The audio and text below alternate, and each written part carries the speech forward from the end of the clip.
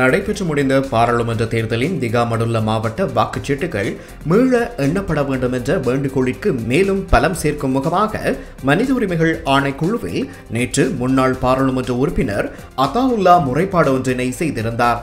இதன்போது ஊடகவியலாளர்களுக்கு கருத்து தெரிவிக்கும் போது, நடந்து முடிந்த பாராளுமன்ற தேர்தலின் பொழுதும் தேசிய காங்கிரஸ் சார்பாக நீண்ட சின்னத்தில் போட்டியிட்ட நீண்ட இடையூறுகளும் நீண்ட தோற்கடிப்பதற்கான பல எத்தனங்களும் எடுக்கப்பட்டிருந்த விடயங்கள் ஒரு புறம் இருக்க, கடைசியாக வாக்குகள் எண்ணுகின்ற இடத்திலும் பெருவாரியான குளறுபடிகளும் ஒரு அநீதிகளும் நடைபெற்றிருக்கிறது என்பதை நாங்கள் தெரிந்து கொண்டும் மீண்டும் எண்ணுவதற்காக நாங்கள் விண்ணப்பித்த பொழுது அம்பாறையில் எங்களுக்கு அதற்கான வாய்ப்புகள் கிடைக்கவில்லை.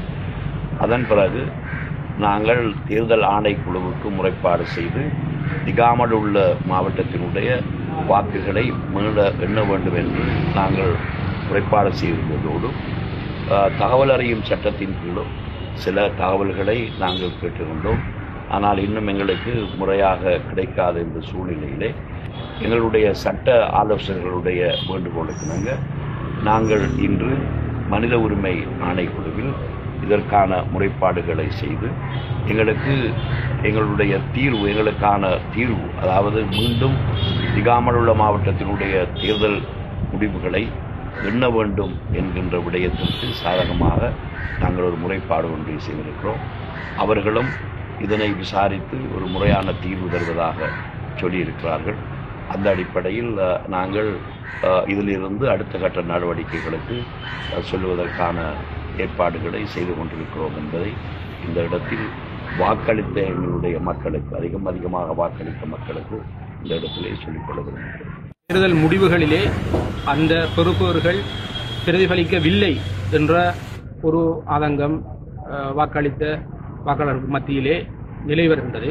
எனவே அந்த அடிப்படையிலே நாங்கள் பார்க்கின்ற போது தேர்தல் பெறுபவர்கள் எண்ணப்பட்ட முறைமைகளிலே சில வழுக்கள், சில சரகல்கள் இருந்தமையை எங்களால் ஏதோ ஒரு வகையிலே அறிய முடியுமாக இருந்தது. எனவே அது தொடர்பான ஒரு முறைப்பாட்டை மேற்கொள்வதற்கும் அது தொடர்பாக சட்ட ஏற்பாடுகளின் அடிப்படையிலே அது சம்பந்தமான வழக்குகளை தாக்கல் செய்கின்ற அதிகாரம் மேன்முறையீட்டு நீதிமன்றத்தில் காணப்படுகின்றது.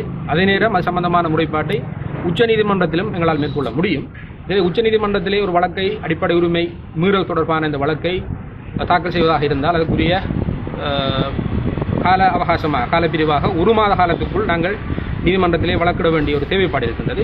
எனவே கடந்த நவம்பர் மாதம் 14ஆம் தேதி தேர்தல் நிறைவடைந்திருக்கின்ற நிலையிலே டிசம்பர் மாதம் 14ஆம் தேதி, 15ஆம் தேதி, 15ஆம் தேதியில் அந்த 1 மாத காலம் என்கின்ற அந்த அவகாசம் நிறைவடைகின்றது. ஆனால் எங்களால் தகவல் அறியும் உரிமை சட்டத்திற்கு கீழே கூறப்பட்ட தகவல்கள் எதுவும் வழங்கப்படாத நிலையிலே ஒரு வழக்கொன்றை கொண்டு நடத்துவதற்கு எங்களுக்கு ஒரு முடியாத ஒரு சூழ்நிலை காணப்படுகின்றது. எனவே அதனை அந்த இடைவெளியை நிவர்த்திக்கும் பொருட்டு நாங்கள் இன்று மனித உரிமை ஆணைக்குழுவிலே தகவல் அறியும் உரிமை சட்டத்திற்கால் எங்களால் கூறப்பட்ட தகவல்களை வழங்குமாறும், ஆக மொத்தத்திலே எங்களால் கூறப்படுகின்ற நிவாரணங்களை வழங்குவதற்கான தோதுவான பொருத்தமான நடவடிக்கைகளை மேற்கொள்ளுமாறும் இன்று எங்களுடைய பிரதம வேட்பாளர் அவர்களினால் மனித உரிமை ஆணைக்குழுவிலே முறைப்பாடும் செய்யப்பட்டிருக்கின்றது. அவர்களும் சில தவறுகள் நடந்துள்ளமையை ஏதோ ஒரு வகையிலே உறுதிப்படுத்துவதான சூழ்நிலைகள் நிலவியதாகவும் எங்களுக்கு சுட்டிக்காட்டினார்கள். அதே போன்று அவர்களுடைய ஆணைக்குழுவினால் எடுக்க முடியுமான சகல நடவடிக்கைகளும் துரிதகதியிலே எடுத்து எங்களுக்கு சம்பந்தமாக அறிவிப்பதாகவும் எங்களுக்கு இன்று